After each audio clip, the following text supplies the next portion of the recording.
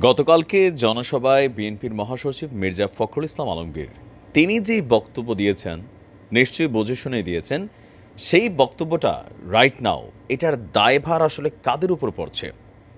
অন্তর্বর্তী সরকারের উপরে কি পড়ছে, নাকি আসলে আওয়ামী লীগের উপর পড়ছে? আওয়ামী লীগ তো আর রাষ্ট্র ক্ষমতায় নেই, আওয়ামী লীগ বাংলাদেশেও নেই, এই মুহূর্তে সেট আপটার মধ্যেও আওয়ামী লীগ নেই। তাহলে তারেক রহমানকে কারা দেশে ঢুকতে দিচ্ছে না? এই সরকার পতনের পরের দিনই তারেক রহমান দেশে আসার ঘোষণা দিয়েছিলেন।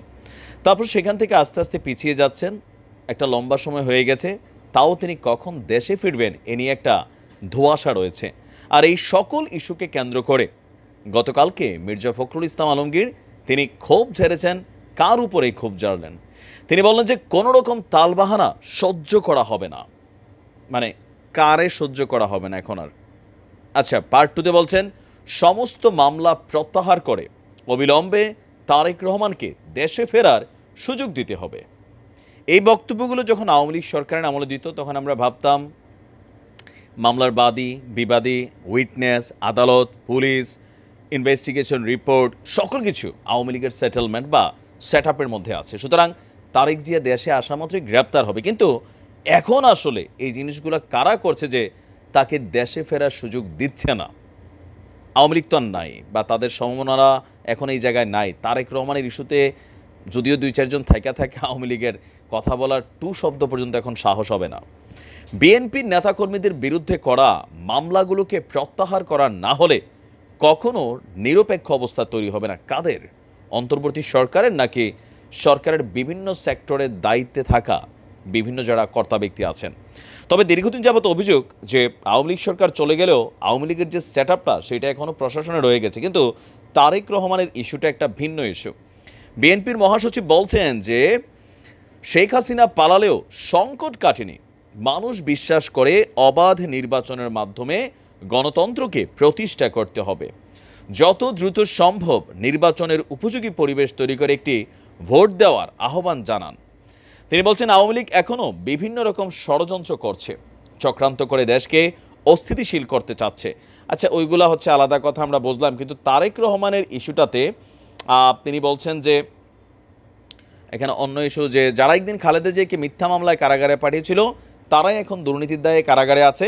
পাশাপাশি যৌক্তিক সময় মানে অনেক বেশি সময় না, যত দ্রুত নির্বাচন করা যাবে ততই দেশের মঙ্গল হবে। অতি দ্রুত সংস্কার করে নির্বাচনের মধ্য দিয়ে জনগণের কাছে ক্ষমতা হস্তান্তর করতে হবে। গণতন্ত্র প্রতিষ্ঠায় প্রয়োজনে আবারও রাজপথে আন্দোলন করবে। কার বিরুদ্ধে করবেন? ক্ষমতাসীন সরকার। হুইজ দ্যাট ক্ষমতাসীন সরকার? ডক্টর ইউনূসের সরকার।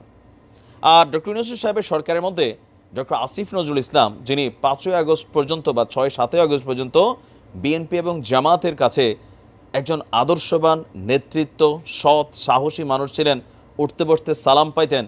সেই আসিফ নজরুল আজকে উঠতে বসতে গালিও খাচ্ছেন, হাহা রিয়েক্ট পাচ্ছেন।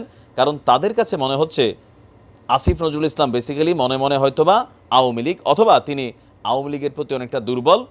কারণ তার হাতে যে সেক্টরগুলো আছে এগুলো কিন্তু আইনি সেক্টর, টোটাল সেক্টরটা ওনার হাতে। আবার উনি কেন এতগুলো মন্ত্রণালয় রাখছেন এটা নিয়ে অনেকে বক্তব্য দিচ্ছেন। নানান ইস্যু যে ডক্টর আসিফ নজরুল ইসলাম তিনি পেছনে বঙ্গবন্ধুর ছবি ঝুলাই রাখছেন সেটাও উচিত হচ্ছে না। মানে নানান প্রশ্ন। মানে আবার এমনও বলা হচ্ছে এই সরকার যখন শেষ হবে আপনারা কিন্তু বাংলাদেশেই থাকবেন, মানুষ কিন্তু এগুলোর হিসাব নিকাশ করবে। এক ধরনের অলিখিত একটু হুমকি ধামকি ওটাকে বলতে পারি আমরা, এগুলোও দেওয়া হচ্ছে। এখন আসিফ নজরুল ইসলাম কি তারেক জিয়াকে দেশে ঢুকতে দিচ্ছেন না? বা মামলাগুলো আসলে কে প্রত্যাহার করবে? ডক্টর ইউনূস হচ্ছে প্রধান উপদেষ্টা। এখন আইন আদালত এই সেক্টরটা হচ্ছে ডক্টর আসিফ নজরুল ইসলামের কাছে। তো বলা হচ্ছে যে আপনার ছাত্র জনতার অভ্যুত্থানে আওয়ামী সরকারকে পরাজিত করার পর দম ফেলার সুযোগ পেয়েছেন। এই সুযোগ একদিনে তৈরি হয়নি। তারা গণতান্ত্রিক প্রতিষ্ঠান ধ্বংস করেছে, ক্ষমতা ধরে রাখতে প্রশাসন, বিচার, অর্থনৈতিক তো অনেক কিছু বলা হচ্ছে। এখন এই তালবাহানা কার বিরুদ্ধে সহ্য করা হবে না? আর তারেক রহমানকে দেশে আসার সুযোগটা আসলে কে দিবে? তো এটা তো সরকারই দিবে। ডক্টর ইউনূসের সরকারই এখন দিতে হবে যে হ্যাঁ, একটা নির্বাহী আদেশে যতগুলো মামলা আছে সেগুলোকে প্রত্যাহার করাবে। যেমন ছাত্র আন্দোলনের ইস্যুতে ওই মুহূর্তে জুলাই আগস্টে যারাই বিএনপি, আওয়ামী লীগ, জামাত, ছাত্র অছাত্র যারাই গ্রেপ্তার হয়েছিল এক নির্বাহী আদেশে কিন্তু সবাইকে মুক্ত করে দেওয়া হয়েছে। সমত এরকমই কিছু চাচ্ছেন বিএনপির বিরুদ্ধে গত 16 বছর যতগুলো মামলা আছে তারেক রহমানের বিরুদ্ধে যতগুলো মামলা আছে সবগুলো শেষ করে দিতে হবে। এখন তারেক রহমান দেশে আসলে গ্রেপ্তার হতে পারেন, তাকে আইনের কাঠগড়ায় ফেলে দেওয়া হতে পারে, -2 ফর্মুলা চলছে, নানান আলোচনা কিন্তু সোশ্যাল মিডিয়া প্ল্যাটফর্ম বা রাজনীতির মাঠে চাঙা আছে। সম্ভবত এটা কি কিছুটা ভয়ের হিসাবেও দেখা হচ্ছে, যার কারণে তারেক রহমান তিনি দেশে আসছেন না। আসলে কোথায় কি হয় সেটাও একটা প্রশ্ন। তো দেখা যাক এটার ব্যাপারে সিদ্ধান্ত কি আসে, সময় বলে দেবে। আসসালামু আলাইকুম।